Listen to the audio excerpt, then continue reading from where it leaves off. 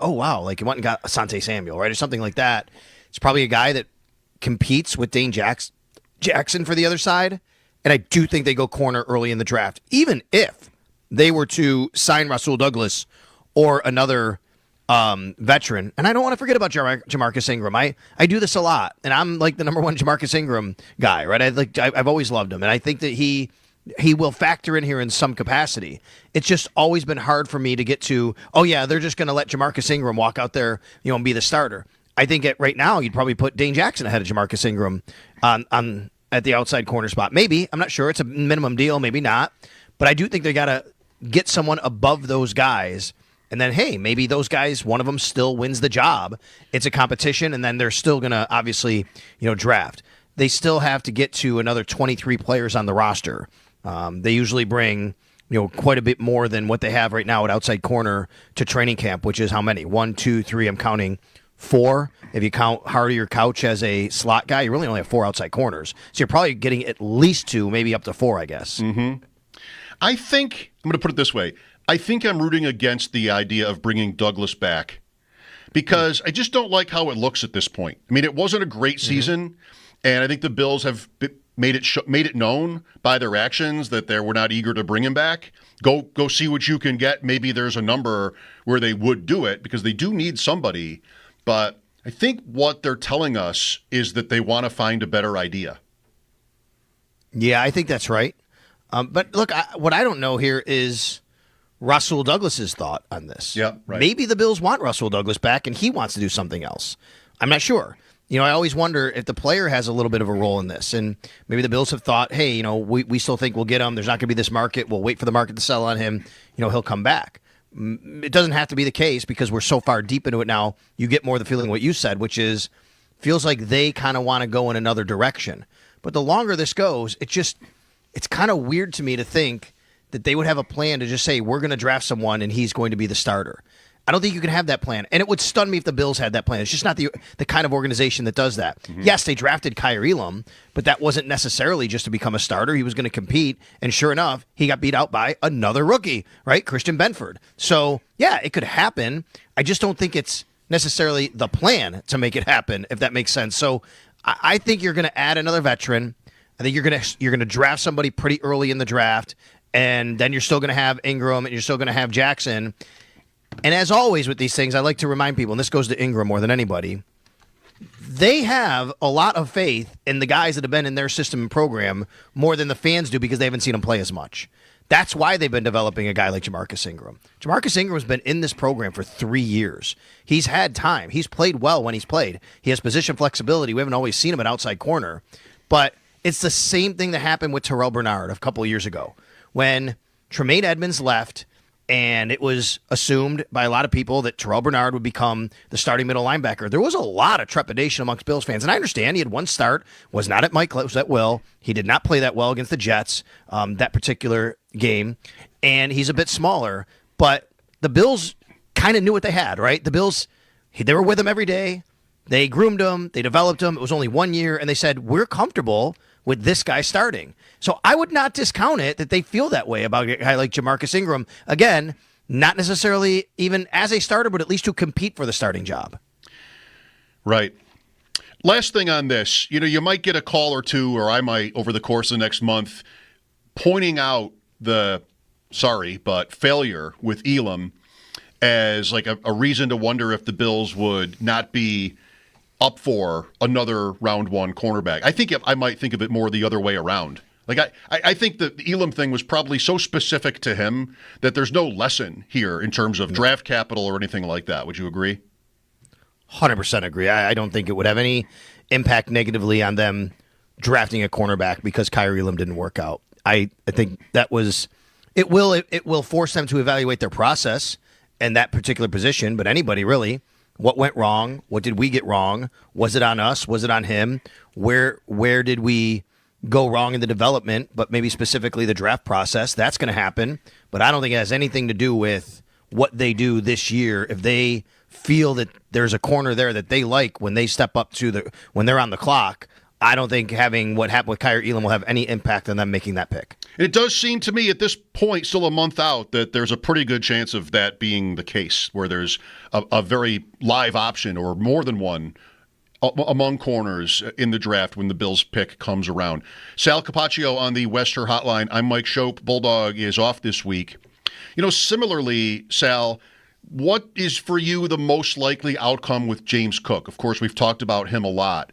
I've kind of been sitting here mostly assuming that there is a deal, 3 years-ish, good money, but not $15 million. I kind of just expect that to come down at a certain point. Each day goes by, and maybe the odds change on that front. But unless Cook really wants to work him, like to a very interesting extent, I think the Bills would probably want to, quote, reward him, and he comes in at a good number.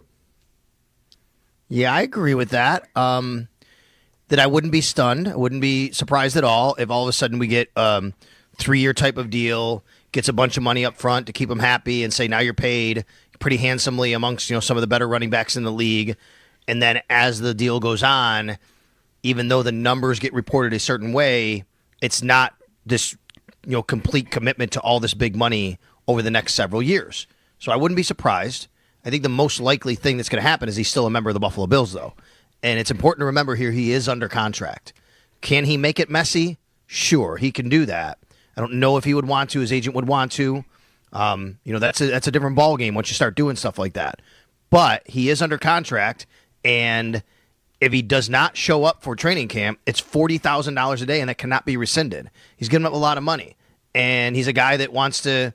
If he can have if he does go into a fourth year, a walk year, he could have a great year and make maybe even more money on the open market. He would have incentive. Of course, he wants to get paid. He wants to do that now. So to me, the most likely outcome is, A, he's on the roster, he's playing. I've always seen that as a more likely outcome than him not on the roster and getting traded. Is it out of the realm of possibility? No. But the only way I think they get there, Mike, is to go the nuclear option, which is what we're just talking about. Hey, he's going to just really stand firm and say, I'm not playing for less than this per year and this money. And I think at some point, if that happens, Brandon Beane's got to make a call. But he could still say, no, you're playing on your contract, and then you can walk, and then we see if it winds up getting messy. I think that he's on the roster in 2024 in some capacity. That $40,000 a day, is that like a flat number for all players, like in the league? Yeah. Okay.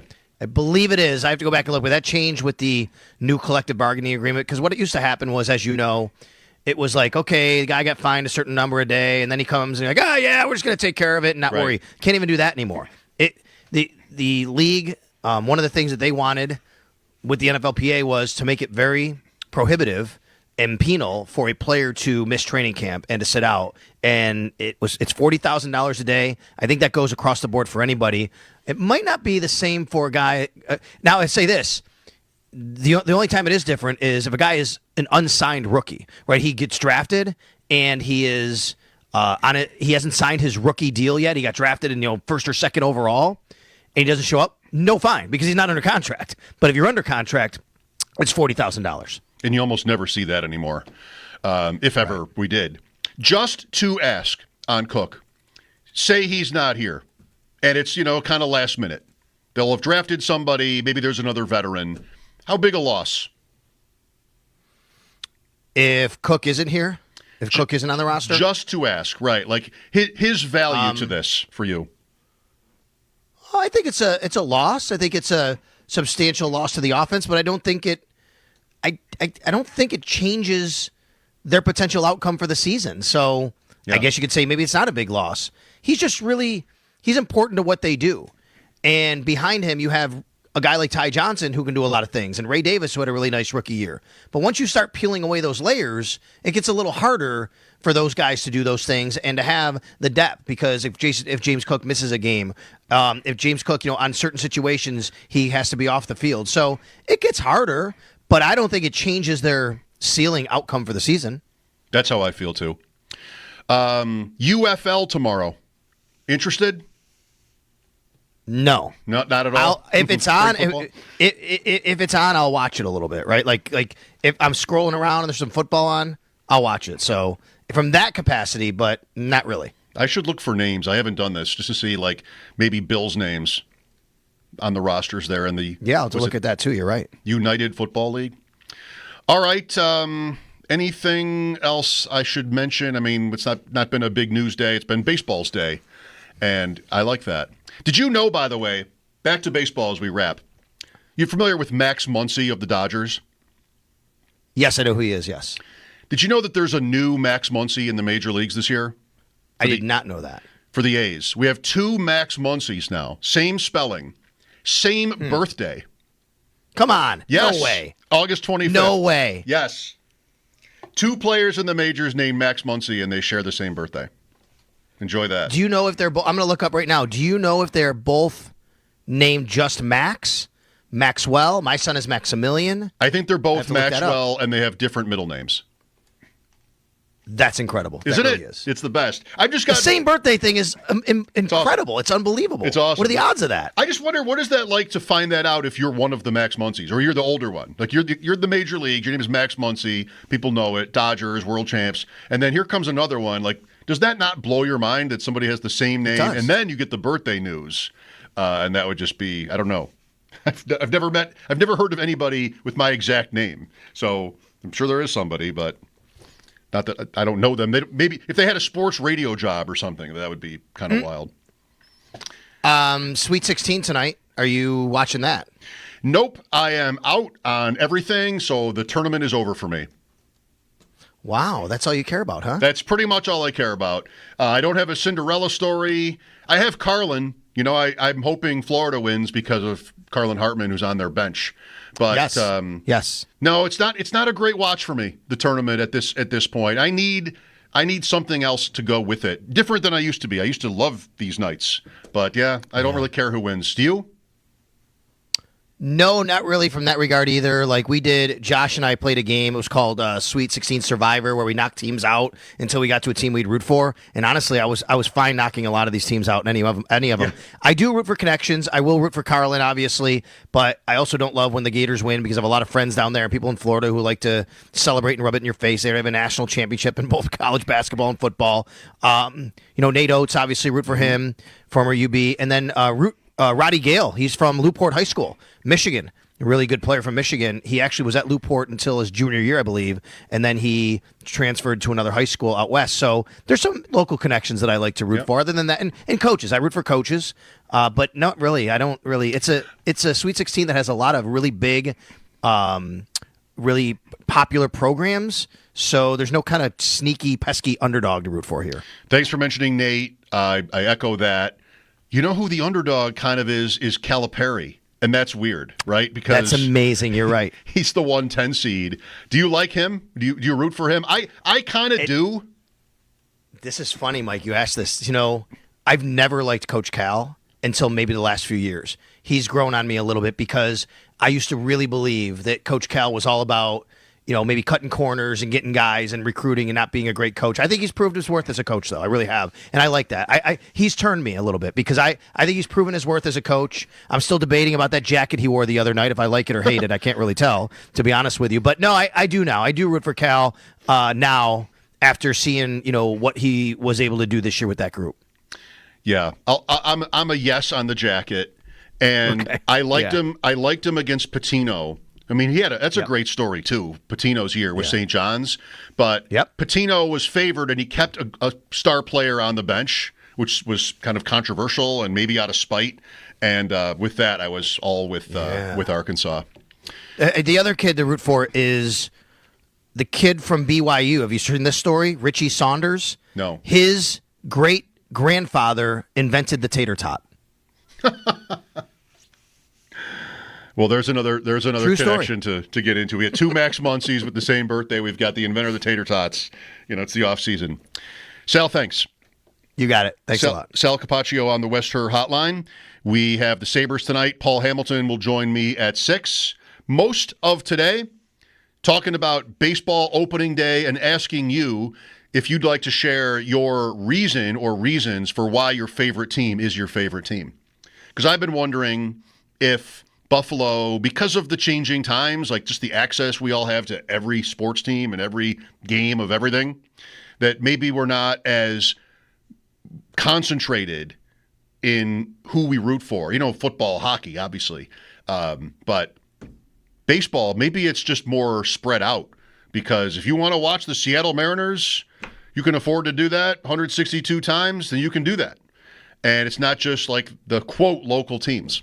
803-0550. I'm good if you want to share your story. We had some really fun ones in the first hour. Again, the Sabres and the Penguins tonight. This is Mike Schopp on WGR. Never miss.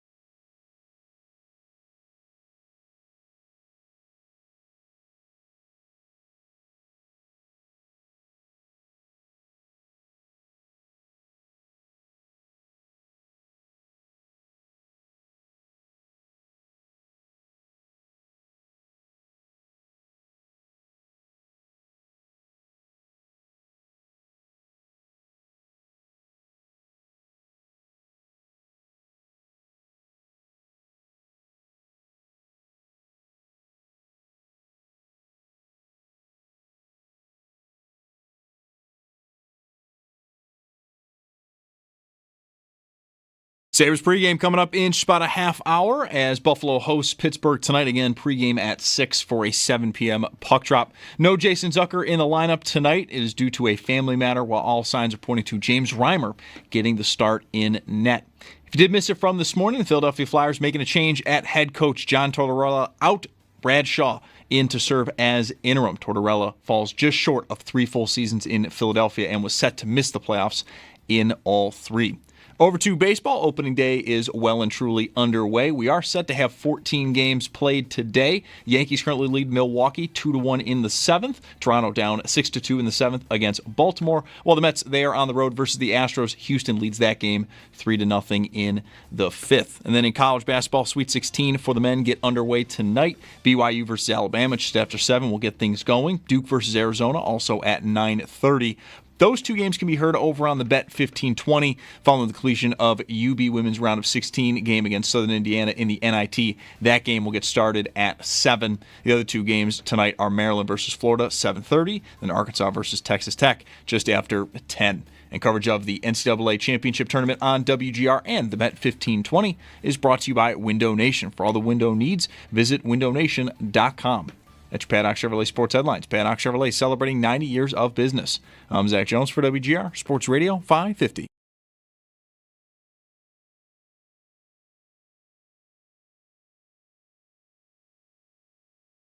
Going to go before the New England Patriots pick at 4. It'd be an upset right now if Abdul Carter made his way to number 4. I would handicap Abdul Carter right now as the likely pick at number 2 today. We reserve the right to change our mind. A lot of things change, but the way this is shaking out to me, fluid, it looks like he's tracking to be a Brown, and let's see how it plays out.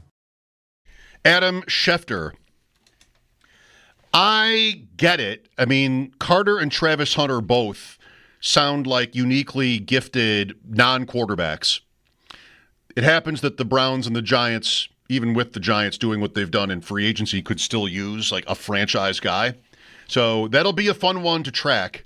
I can certainly believe that, like Sal was saying yesterday, it kind of comes down to how they feel about Shedeur Sanders. Because if you liked Sanders enough, you would just do that, especially Cleveland, with a guarantee that they'll get one of the top 2 guys if they want one. Instead, maybe they do this, and then round 2 or later for a rookie. There's every reason for the Browns to want to get somebody in there through this draft, even if it's like more of a middling prospect than Sanders. We'll see. Month away. It's Thursday, so kind of not the exact date, but 4 weeks from tonight, we're doing that. I'm Mike Schopp. Thanks for listening. Bulldog is off through Monday. Talking baseball today a lot, with it being opening day for most teams. Do you have an interesting story about why your favorite team is your favorite? Or even if it's not interesting? I think there are a lot of good ones out there. One caller earlier mentioned that it was his Little League team. He was the Reds or something. And so he liked the Reds. And their guy with the Cubs had that fun story about drinking a bottle of champagne that was meant for the Cubs in 1984 had they won the pennant. But they didn't.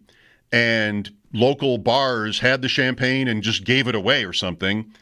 This guy and a friend agreed that they would not open it until the Cubs won a World Series, if they ever did. They did, 2015, maybe? Whatever year it was. So they get together and they open the champagne, and guess what? It's horrible because it's wine, and it's been sitting for 30 years. Whiskey, you're fine, I think. Wine, beer, no, didn't work out. Let's take your calls again, 803-0550. Pat is next. Hi, Pat.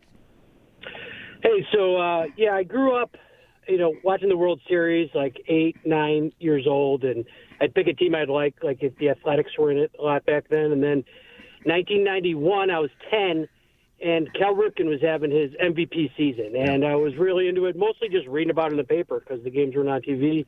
But then I just settled in, and I was an Orioles fan.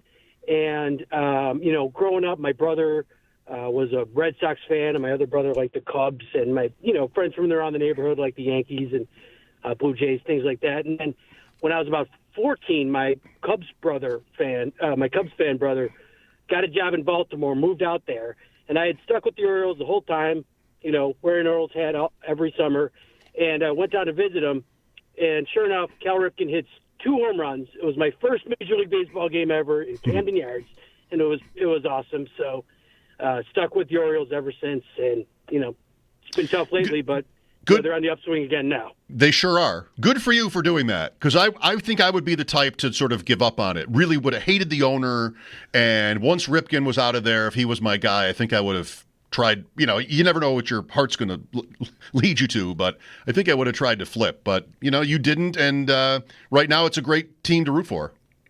Yeah, absolutely. Looking forward to this young team, so it'll be good. Thank you, Pat. Baltimore, what are they up to? Leading in Toronto, 9-2. In Toronto today. Yanks have made it 4-1 in their game, bottom 7 against Milwaukee. Next is Michael. Hi, Michael. Hi.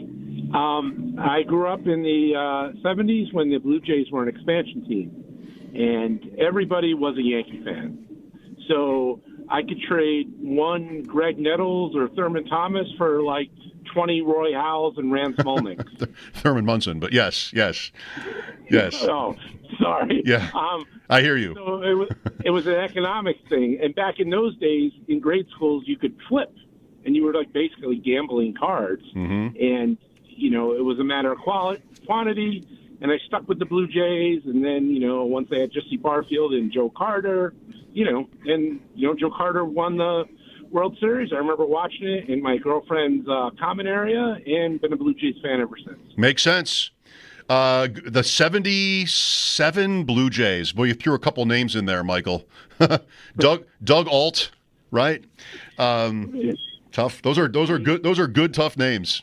The first Blue Jay team, Clancy was pretty good. I don't know if he was on the first team. I don't know that team perfectly, but like the caller said, by the mid 80s, as we talked about with Mike Wilner a couple days ago, the Blue Jays got really, really interesting. And, in the 90s, their wins were different because that was, all payroll. You had a star in the game who was available, Toronto would get him. Ricky Henderson, Molitor, Winfield, David Cohn, Morris, Dave Stewart. Like, they all went to play for the Blue Jays. Really crazy, like how Toronto was that team in baseball those early 90s, and they won twice. And really, since then, it's just never been like that again. For one team to really dominate, like legends, just all showed up and played. It's probably not the whole list. I said Henderson, right? To show up and play for them, kind of wild that happened. Let's go to Ed next. Hello, Ed. Hi, how you doing? Good, thank you. It's nice and warm here in the 585. I'm sure it is. So the reason I'm a Cubs fan is back when I was younger, I had a manufacturing job working 4 p.m. to midnight. And at that time, it was the superstations, WGN and WTBS, and I just landed on the Cubs. I've been a Cub fan for 40 years. So you know what the thing is about that, Ed? You were in Rochester at that time? No, I was actually in Phoenix. I'm sorry. Okay. I think Rochester, because I went to college there, I think they had WGN on their cable, and Buffalo didn't. Oh, really? Yeah. So we had the Braves and the Mets and the Yankees, but we did not have Harry Carey. Like, I didn't ride the Harry Carey ride, and then I did. You did, but I think Rochester did. I'm not positive of that, but I was thinking maybe that was true. The other thing I want to mention is I don't know if way back when ESPN at 10 o'clock, Baseball Tonight, and all they did was baseball highlights. Mm-hmm. That was the first time I ever set my VHS player, and I started recording that every night and watched it when I got home. Yeah, sure. That was great. Thanks for sharing that. I'm sure Rochester did. Because that's how that's where I was when I first listened to him. And that was a trip. This was like old Harry Carey. Hilarious. Yeah, that had to be, maybe it wasn't on in the 80s, but on Grand Island, we did not have access to the Cubs superstation. Braves, yes. Cubs, no. Here is Wes next. Hello. Hey, Mike. Hi. So my favorite team of all time, and it's always been the same, it's never changed, is the Cincinnati Reds. I remember the 1975 World Series. My best friend, who was also 9, he was a Red Sox fan. And little side note, his older brother actually had a bat that was signed by Johnny Bench when he was playing for the Bisons. All right. But, yeah, I like the Reds, and he liked the Red Sox. And, you know, the clip that we've always seen our whole lives of, you know, Carlton Fisk hitting that home run in Game 6 and all of that. But so many people forget that the Reds won the 7th game and won the World Series. And then they went on to sweep the Yankees 4-0 the following year in 1976.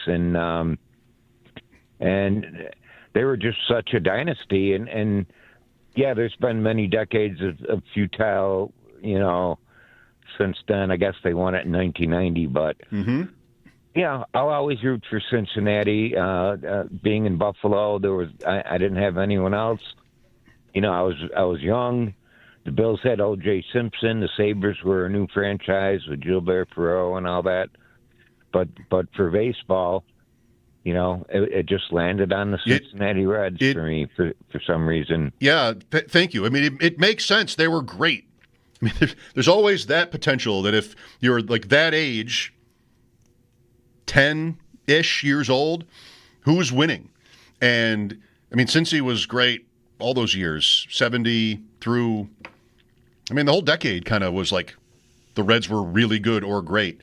Bench has a great signature, by the way. The caller mentioned his friend having a bench bat. Johnny Bench has a beautiful signature. Have the Reds kind of won the poll today? There isn't a poll, but the Reds maybe have been named more than any other team as a favorite team. And it's not all for the same reason. Like it's bench or it's 70s or, you know, just family. That's my first favorite team. I've had like 7, but my first favorite team was the Reds. Family stuff. And yeah, it's kind of been funny how many people have mentioned the Reds. One more here. Rob is next. Hi, Rob. Hey, Mike. Thanks for having me on. Mm-hmm. Hey, so I kind of have a weird one. So I'm a diehard baseball fan. I love watching baseball. I collect cards. I buy and sell cards. I'm super into baseball, but I've never had a lifelong favorite team. So I'm 42 years old. I grew up, and everyone around here, Western New York, at least the people I knew, and my dad especially, were diehard Yankees fans. Sure. So I watched a lot of Yankees games as a kid in the 90s and all that. And I found myself hating the Yankees somehow. I just hated the payroll thing and just buying the teams and all that. And so I guess I liked the Yankees early a little bit, but I kind of ended up hating them. And I was in college, early 2000s, 2003, 2004. I lived with a guy in Buffalo who was a diehard Red Sox fan. And we moved in together early in the summer of 2004. And diehard Red Sox fan all year. And by chance, we went to visit his sister who was going to college in Boston.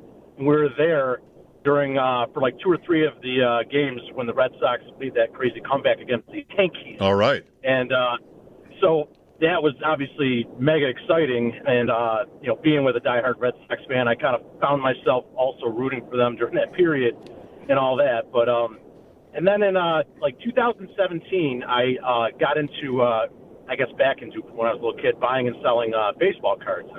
I got real into that, and specifically like the prospecting and the Bowman products.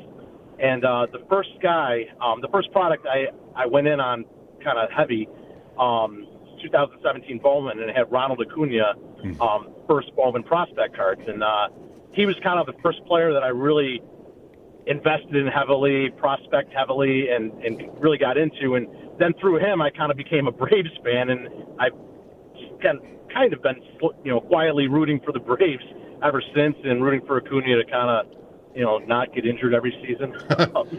Well, I mean, when he's good, who's better? But yeah, like he's had a couple of bad injuries. Cool, Rob.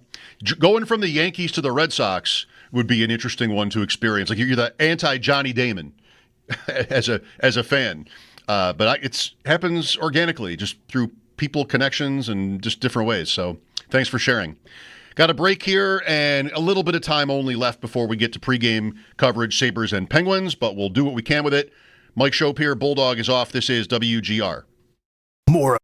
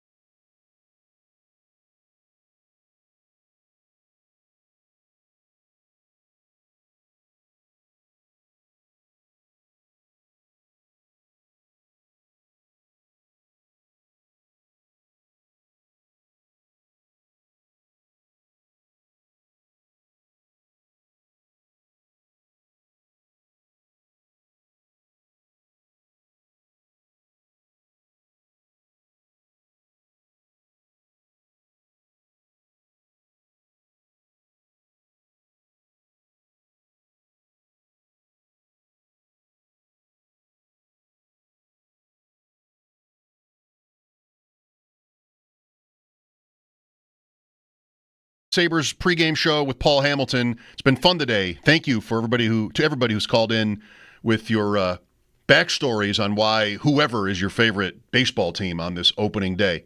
We have, there it is, Jeff next. Hi, Jeff. Hi, Mike. Thanks for taking my call. You're welcome. 1977, I was a 10-year-old kid, and we were on our way from Rochester to Sudbury, Ontario on our annual fishing trip. My dad and my grandpa took me, and we stopped for the Blue Jays and Milwaukee game when they were in the American League. Pretty boring game, 1-1 into the eighth. 10-year-old kid, I've had too many Cokes, and I have to go to the bathroom to take a leak, and Toronto hits the game-winning home run. Jim Clancy pitched that game, and I believe he went on to pitch a no-hitter at some point in his career, and I've been a Blue Jays fan ever since. Even without seeing the homer? Even without seeing the homer. I was looking at something else, buddy. Yeah. Thanks, Jeff. Okay. In that stadium, you could have been sitting in your seat and not seen the game. In Exhibition Stadium, you're sitting along first base. You're facing left field, not home plate. So you had to maybe sit like this the whole game. Was there only once, I guess. Here's Pat with us. Hi, Pat. Hi, Mike. How are you? Good, thanks. Well, I'm following the bandwagon here. I'm a huge Cincinnati Reds fan. Again, the Reds. 70. Yes. I fell in love with the jerseys and the red and white and the number 5 with Johnny Bench. But I will tell you a great story. At least I think it is. My son was a travel hockey player, and we're coming back from Rochester from a couple of games. And he was probably 10 at the time. But anyways, I'm going by the Batavia racetrack there. Mm-hmm. And on your station here, they're saying, hey, there's the big red machine is up at the Batavia Downs Casino. And I go, oh, my God, Brendan, we got to make a U-turn. I am definitely going to this thing because it would be my only chance to meet the whole team there. And to meet my boyhood idol, Johnny Bench. It was just like a dream come true for me. So I make the U-turn. I go in there. I meet Bench. He gets a picture with my son, and then Pete Rose is in the back room signing baseballs. And my son got to sit with Pete Rose. He put him on his lap and asked him all kinds of questions, about baseball and stuff.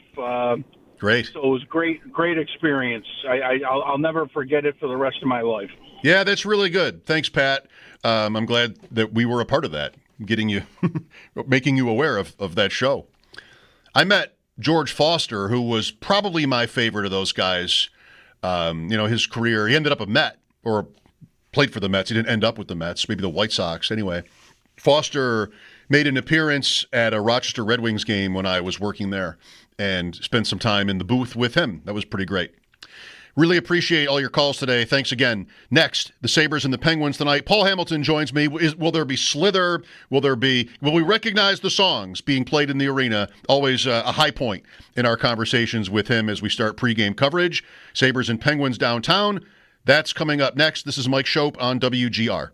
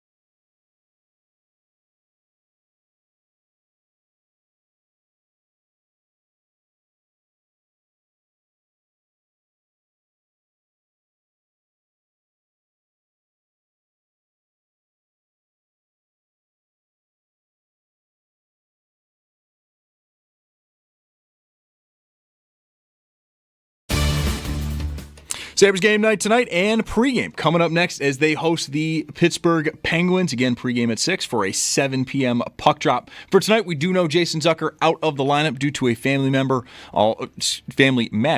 and all signs are pointing to James Reimer getting the start in net. We'll get more on this matchup as Paul Hamilton joins the show next. And then staying with the NHL, earlier this morning, Philadelphia Flyers, they officially announced a coaching change. John Tortorella out, Bradshaw in as the interim. Tortorella falls just short of 3 full seasons in Philly and was set to miss the playoffs in all 3 seasons. We also have opening day in Major League Baseball. 14 games are projected to be played today. Yankees currently lead Milwaukee 4-1 in the 7th. Toronto down 9-2 in the 8th against Baltimore. And then the Mets, they're on the road versus the Astros. Houston does lead that game 3-0 in the 6th. And then over in college basketball, it gets underway again today, the Sweet 16. 4 games on the men's side tonight. BYU versus Alabama just after 7. We'll get things going. Duke versus Arizona just after 9:30. Those 2 games can be heard over on our sister station, the Bet 1520, following the completion of UB women's round of 16 game against Southern Indiana in the NIT. That game will start, though, at 7. And then the other 2 games for the Sweet 16, Maryland versus Florida at 7:30, and then Arkansas versus Texas Tech just after 10. Coverage of the NCAA Championship Tournament on WGR and the Bet 1520 is brought to you by Window Nation. For all your window needs, visit windownation.com. That's your Paddock Chevrolet Sports Update. Paddock Chevrolet celebrating 90 years of business. I'm Zach Jones for WGR Sports Radio 550.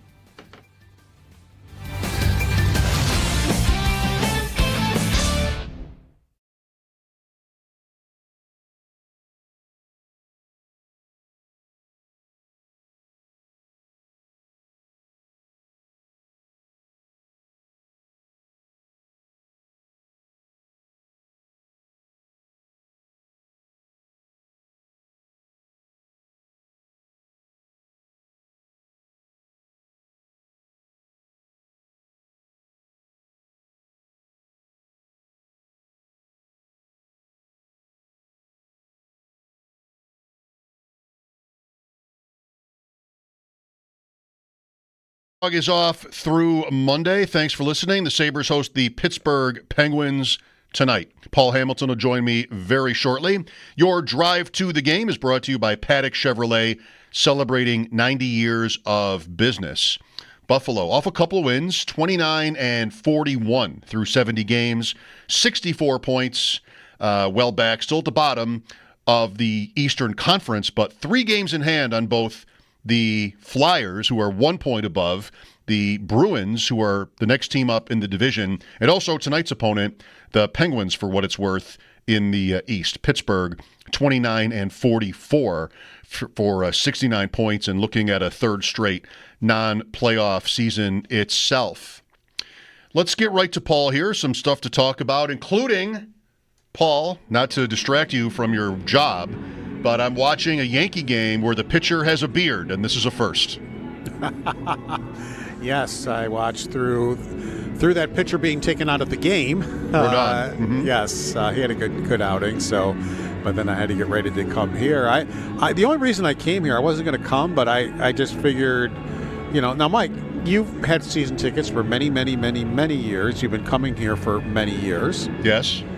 Had you ever seen a game where the winning goaltender made 40 saves on 42 shots and also had a goal and an assist? I think probably not. Because that's what happened last time the Penguins were here. Right.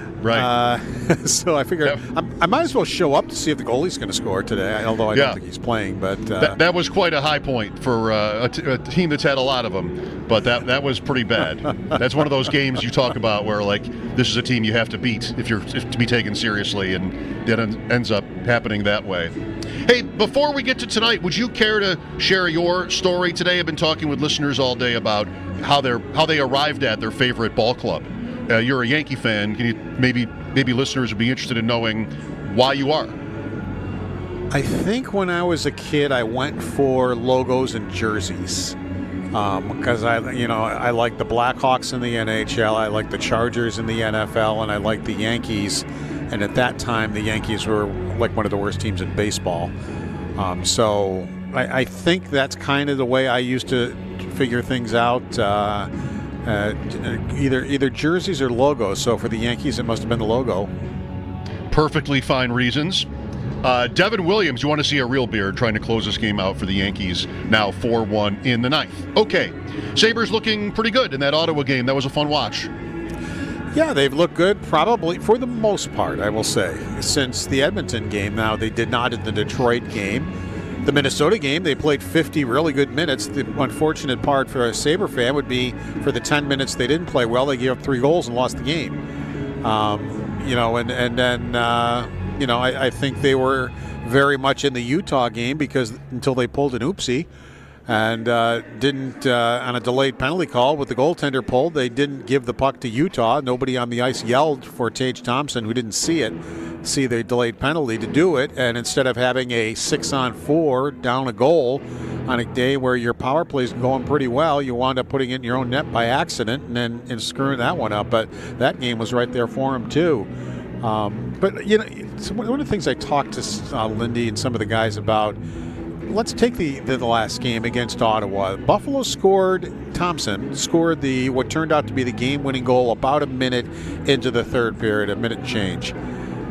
And then they had to defend the rest of the period, and they did. They didn't throw it all on Reimer. Reimer made the saves that he had to make. A couple of them were big saves. But I thought they played pretty well. All year long, all we do is sit there and watch them try to defend a 1-goal or a 2-goal lead in the third period, and then they blow it and they give it away, and they're lucky if they get a point, and many times they didn't get any. But there weren't too many times I thought to myself, boy, this is uncomfortable here. They're really throwing this on their goaltender. When I asked Lindy about it, he said, he went through the tape with his coaches. He said, by his count, Ottawa had 2 scoring chances in the third period, and that was it. And that's how well the Sabres defended in there. So it seems like they are making progress as a team. They always point back to the incident with Thompson where, they had to have a team meeting and figure out that they need to be there for each other. And many times they point to that is where the team became closer. And when Lindy Ruff talks about it, it's not only closer when you're jumping into scraps. It's being there for your teammate if he makes a mistake and you can cover up for him. If you hustle really hard, you can go back and cover up for the mistake. And I think we're seeing more of those too, where maybe you don't even see a scoring chance after a giveaway because there's somebody else there that covers up for him and shows some desperation. And so those are the things we're starting to see from this team. I know I'm being long-winded here, but I want to make one more point if I could. Please, I talk all day. Go for it. I'm scratching my head a little, maybe, but I've been thinking a lot about this. Why isn't Luukkonen playing? Reimer, if they were in a playoff race, Reimer right now gives them the best chance to win, so he absolutely would be playing. But you can't make the playoffs, or you could, but you most likely are not going to. I would think you should be playing Luukkonen as much as you can to see if you can get him back to, where he was last year. The other side of that point is this team does not know how to win hockey games. And they have proven that time and time again over the last, I'll say, 3 seasons that this group has been together for the most part. They know how to give away hockey games, but they don't know how to win hockey games. And lately, with Reimer in goal, you get good goaltending, which gives the defense confidence. So they know that if they make a mistake, the goaltender's going to be there for them. And now they start playing better defense. Now they start scoring timely more goals. And Lindy Ruff might be doing this, putting Reimer in goal now for the 4th time in 5 games, to teach this team how to win hockey games, how to do what I talked about earlier. When you got a 1-goal lead a minute into the third period, don't panic and sit back and hope that your goaltender holds you in for the rest of the game. And that might be part of it too, that Lindy Ruff knows now is the time to help this team try to figure out how to win hockey games instead of trying to figure out how to lose hockey games. So maybe that's part of what his decision-making is right now, using Reimer in the goal, as I said, 4 out of 5 times. Reimer on a bit of a roll. We don't know how things are going to play out here from now to the end, but do you have any interest in him for next year? Well, I don't know what they're going to do with one of their young goalies then. If they're going to trade one of them, they're in a bind again. It didn't look like they were in a bind at the end of last season. For 35 games, Luukkonen had some of the best numbers in the National Hockey League. It looked like he was a number one goalie. It looked like he had taken the spot. He signed a new contract. Reasonable. It was under $5 million a year. And everything looked great. Well, he hasn't been that goaltender this year. At times, but not enough. So now they're in flux. What do you do? Is Levi good enough now that he's being developed correctly? Can he step in and be your number one goaltender next year? Can Luukkonen figure out how to get it back? You got to go with all these ifs again. I mean, Reimer will be 38 by next year. I mean, if you're thinking of making a change, I don't think you're going to make a change to a 38-year-old. And there are not a lot of good free agent goaltenders hanging around out there. So, I don't know what they're going to do as far as goaltending. It's going to be another situation of if, where at the end of last year, I didn't think it was if anymore, and it's now become if again. Can Levi and his credentials say yes? He's arguably the best goaltender that's ever played college hockey. He's an all-star in the American Hockey League. So those credentials would say yes, he can be a good goalie in the NHL. But anytime he's been up here, and he's been handed the job twice now and not been able to grab it, he hasn't been able to do it. So there's a big if on this goaltending. No Jason Zucker tonight, Paul? Yeah, personal reasons, so he will not be in the lineup today. And Norris still wasn't back on the ice, nor was Greenway. Not looking like Lafferty. He was back on the ice, but I think maybe he needs another game before he can come back. Who goes in? Josh Dunn is up here, so he'll go in. He played that one game. Isak Rosian has been playing. Of course, Kozak has been playing. I don't think Kozak's going to get knocked out of the lineup, even when people are back. I just think he's going to be in that spot for years to come because he handles it so well. You'll hear me ask Beck Mallenstein, because Mallenstein played against Kozak in the Eastern Conference Finals in the American Hockey League, Rochester against Hershey. And I asked him, I said, did you realize back then what kind of a player he was when you were up against him? And he said a little bit. But he said he's just always in the right place, always making the right play. He's always right behind you on the forecheck, and he's always winning. He said he probably wins 9 out of 10 battles, and that usually will get you into the National Hockey League for a while. Paul, quickly on the opponent. Spotlight on Pittsburgh, brought to you by Tullamore Dew Irish Whiskey. When it's game time, it's Tully time. Sidney Crosby still going strong. His 62nd game tonight against the Sabres, and he has 29 career goals. It feels more like triple that. Including the overtime winner this year, when Buffalo took a penalty in overtime, and he got the overtime winner. Pittsburgh is 15-3-3 in their last 21 games here in Buffalo, but it hasn't been with this team. Crosby, yes, but not with this team. So it'll be interesting to see how this goes. But Pittsburgh has won both games against Buffalo this year. Paul, finally, John Tortorella out in Philadelphia. I think I saw he's 67. Do you think there's another head coaching job in his future if he wants one? Yeah, probably. He just seems to pop up everywhere. And you can tell me if more names pop up in your mind, but he and Laviolette pop up in mine. Excellent coaches that have won cups who go someplace and it works out real well for a while. And then it goes south on them every single time. The Rangers are totally underperforming with Laviolette. They just seem like their style of coaching wears teams out. And maybe there are other coaches that you can think of, but those two in particular, it seems to work for a bit, and then all of a sudden it doesn't, and they have to leave. I think it's all coaches, and it's the question of whether they can survive it and then they get the trend up. You know, thinking about Lindy's career here, the many years, but yeah, there might be a certain ruggedness to some of these other guys that make them tougher to take. Okay, Paul, thanks. Enjoy the game. No problem. Take care. Paul's Yankees are up 4-2 in the ninth. Devin Williams, the former Brewer, pitching against his old team, and he's having a rough go here in the ninth. 1 out, 2 on, 1 run in. And Jackson Chourio, their great young outfielder, is up for the Brewers. He is 0 for 4 with 4 strikeouts in this game. Big moment. Let's go watch the end. Now it's time to check in. Paul, the media with Lindy Ruff. Family matter right now, so hopefully back for Philly. Is Lafferty ready, or is he just... Lafferty is being evaluated right now. I don't think so. So I'll probably know half an hour or so. Would that put Dunn in there? Dunn would go in, yeah. What do you know about Dunn? Well, we saw him play the game. Plays hard. He's got some physicality to him. Has played well down there. Centerman, of course. He may have to play wing tonight for us, but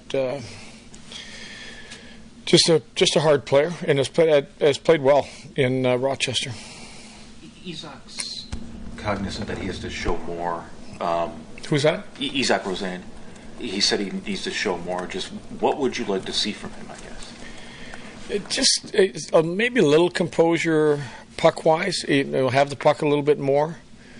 And I think we'll get to see a little bit more. I think there's times he's kind of deferring to plays that don't allow him to have the puck as much. How do you balance some of these, offensive young, prospect types, giving them an opportunity versus, just finding a spot for them in the lineup that maybe works? I think almost always they battle that. Always a player like Rosie that comes up will battle that. You don't go straight to the top line. You don't take a Peterka spot, or that's always their battle, is to how to show with not being like the guy and not being on the first power play and stuff like that. So he'll have those opportunities and those moments inside the game to use his skill, use his speed, and that's what he has to take advantage of. Is it a thing, when I say you have to learn how to win, is that a thing? And I'm using the example of the last game. You guys scored the go-ahead goal very early in the third. You had to defend the rest of the period, 18 minutes. And this year that hasn't gone very well at times, but you were able to defend that lead and win 3-2. Do you have to teach these guys how to win? I think more than how to win is how not to lose. And I think a lot of that has come down to puck management and, time and place on the ice. If you look at, the way that third period went, we scored. I think we only gave them 2 opportunities to tie the game. And that's just playing the game the right. That's not giving up odd-numbered rushes. It's not giving up 2-on-1s on careless plays. When you're down, you got to put a lot more risk in your game, and then you're going to see some of those odd-numbered rushes. When you're winning and you have the lead, it's can you still create pressure, but not give up high-quality opportunities from making, high danger plays. What do you like about having Benson higher in the lineup? Just offensively down low, he can make a lot of good plays. He's good around that dot below the circle, below the goal line. I think we saw that in the play last game.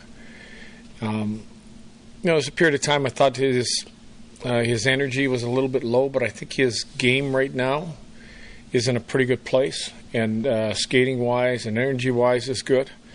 And that being said, it's a pretty demanding part of the schedule, and he's been doing a good job with it. He's built defensively. It's just a matter of time before the offense comes, the type of player that he is. Yeah, I think that, when I look at, kind of primary opportunities in the game, that has to be elevated. Whether you're creating some of those primary opportunities yourself or your teammate is creating them. I think he had one last game. It was a turnover by Ottawa that, he ripped a shot that didn't beat the goaltender. So if the scoring is going to go up, obviously the primary chances have to go up for him. And I think a lot of his opportunities are, around the paint. They're not shooting opportunities usually. They're either a secondary opportunity or a small play below the dots. His type of opportunities are a little different than some of our other players. Is there a player he reminds you of when he's wearing guys out, getting under guys' skin, and just kind of outworking guys to get back? Yeah, I think there's a list of those type of guys. If you wanted to start with the guy that was the captain in Boston, he was sort of like that, that always kind of under your skin and still have a lot of skill and a lot of talent and good defensive player and Can kill penalties, can be on the power play, everything. I think it's, that's probably the top example you can go in the league. And there's a lot of other guys that know that kind of got to make a living being an annoying guy out there. And he's really good at it. How much does James Reimer play into the opportunity he's been getting lately of giving the team confidence to go out and win hockey games with what you've been seeing from him from the back end?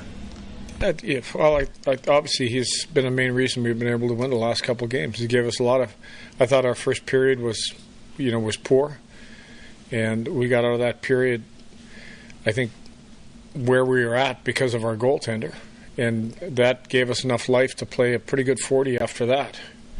And I think that's you don't always. Most games there's gonna be a period you don't like.